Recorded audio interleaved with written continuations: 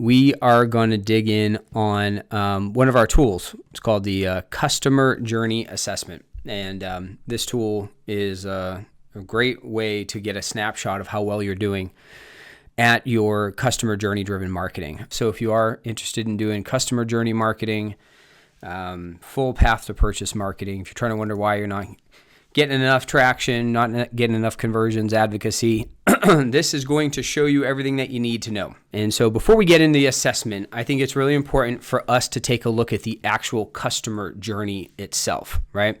So we got to remember, I know we've looked at these a few different times, but we talked about this yesterday, the importance of perspective, eyes. What are you looking at? And so it's easy as a business. We're just conscious on our stuff. We're trying to sell our product, trying to sell our service. We're doing our thing. And we don't always look at the lens of what are we doing? What are we providing? Who are we supporting through the lens of our customer, right? So it's very important to kind of think about wait a minute, what is my best customer going through to become a client and then become an advocate and all the different things. And so the first thing you got to realize is they don't even know who you are. The first step is they got to become aware that you exist. Where are they going to find you, right? Where do they find you? What kind of, what places should you be? Where do they go? Your best customer, what websites are they on? What social media are they on? What kind of videos do they watch? Whatever. So you want to understand where are they in the awareness stage and help them become aware that you exist. I know you. The next step is that they have to have affinity, right? They have to like you. So there's more people that know you than like you. And so there's a way that we market, there's a way we present ourselves. Hopefully with this, right? I could be running ads, drop it on landing pages, which we do stuff like that. But part of the reason why we do these videos is it's a chance for you to see our personality, right? It's a chance for you to hear our voice, hear the background behind what we do. You see, we don't take ourselves too seriously around here. And that's who we are. This is our personality. Certain organizations are going to like that, be like, yeah, I could work with a guy like this. Certain ones are like, nah, it's not who I'm looking for. That's fine. But there's a certain group of people that know you, and there's a certain people that like you. And the next step is to bring them to a place that I believe you, right? So this is the action stage.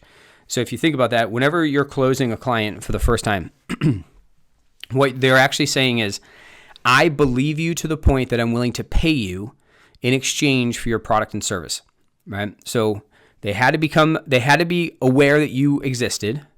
They had to generate a desire for what you had. And then that desire had to get to the point where they decided, I actually want what you have so much that I'm willing to pay you for it. And when they pay you for it, what they're basically saying is, I believe you. Most businesses stop here, but you're missing the biggest part of all of the marketing and everything we're going to talk about. You heard me talk about this a ton, but advocacy. Advocacy is the most important part, right? I trust you. So trust is earned, right? Trust is earned. That means that they could believe you enough to buy something from you and be completely annoyed and not like what you got, not like the process, not like all the stuff, and you have a detractor after a purchase. But if you deliver the goods, if you add a lot of value, if you over deliver really on what they believed you for, then you can develop trust. And trust is so important because a customer that trusts you is going to be an army for you. They're going to participate for you, right? What are they going to do? They're going to engage with your content. They're going to leave lots of positive reviews. They're going to buy more of your stuff. So repeat business, stay with you longer, and they're going to tell other people about you, right? We like to say repeat orders, positive reviews, and generate referrals. So that's what advocates do. The other thing that's kind of cool about this, if you think about it, let me get my laser pointer out here. So when an advocate advocates for you and tells someone about you, what they're actually doing is when they tell somebody, you're actually skipping over the awareness and the affinity stage, often going directly to action, right? Because you think about that. If somebody that you trust gives you a really good review, be like, oh, you got to go here to get this or that restaurant or this thing, whatever the case may be, you're automatically like, oh yeah, I'm going to go for it. The barriers of do I like you, and the barriers of do I know who you are, they're gone. So they're dropping people deeper into your sales process. So it creates this flywheel effect, right? So advocates create more advocates. So when you think in the lens of the customer journey, okay, your business's growth, right? the ability for your business to grow is there's one main part of the customer journey that's the biggest issue. Like your biggest issue is either you have an awareness issue, right? Not enough people know that you exist. Or you're not helping the people that know that you exist to like you enough, right? They don't like you. They're not sure that you can deliver the goods. Or you're not helping those people who already know you and already like you to take your desired action, to buy something. Or the biggest issue is you're not turning enough of those people who have purchased into advocates, okay? Now, usually I use this content for my advocacy marketing. I'll talk a little bit more about brand advocates. But I do believe personally that if you already have customers, if you're already doing these three well, advocacy is always the first place to start. Usually you go advocacy, and then awareness, then affinity, then action, okay? But advocacy, if you already have customers, is always the first place to start, right? So Peter Drucker has this great quote. It says, the purpose of a business is to create and keep a customer. I'll go through this last part here, and then we'll get into the assessment.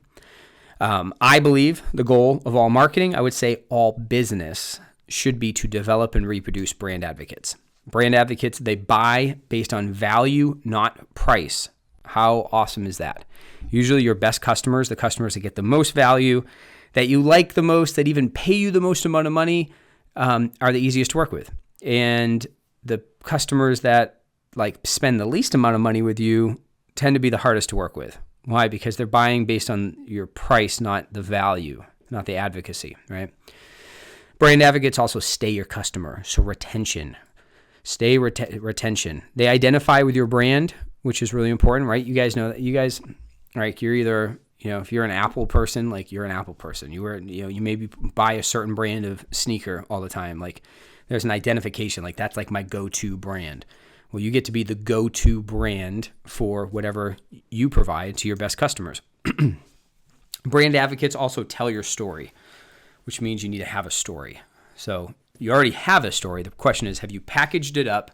Have you shared your brand narrative? Have you talked about the unique thing that you are and why you exist and why you're here and the problems that you solve and the people that you serve, and you package it up in a really easy way for people to tell your story? And brand advocates are easily the 20% of your customers that produce 80% of your revenue. And I would suggest that a brand advocate is easily worth 30, 60, or 100 times more than the average customer. So, obviously, developing, reproducing brand advocates is the goal. But that is the last stage of kind of this 4-part customer journey, right? So, awareness, affinity, action, advocacy. So you might be asking yourself, like, I don't really know where I am in that, right? I don't know how well I'm doing at that. You could be actually getting like, you could have a decent customer base, even decent advocacy going on, right? But are you really expanding on all of the things that you could be doing, right? Are you doing all of the different elements that you could be doing in those to maximize it, right? So even if you're doing well, can you be doing better? Well, of course you are, right? So one of the things that we develop to help brands kind of figure out where they're at is what we call the customer journey assessment. It gives you your customer journey, your power ranking, okay? So, let me pull it up. So I'm going to walk through the questions. So again, if you go to intentcompany.com/live, we'll have a link to the customer journey assessment. I'm pretty sure it's intentcompany.com/CJA. Okay. It's going to get you to the customer journey assessment. And then on this assessment, we have a series of questions. And by you selecting yes or no to these various questions, we're going to give you a report. So we're going to give you a customer report and show you how well are you doing at each of these stages. And then we're going to provide like a guide. So you're going to get a PDF, you're going to get a document, you're going to get videos, all kinds of supportive stuff teaching you how to do customer journey marketing better. Like what are the things that you should be focusing on to do a better job of serving your best customers through the entire path to purchase and through the entire customer journey.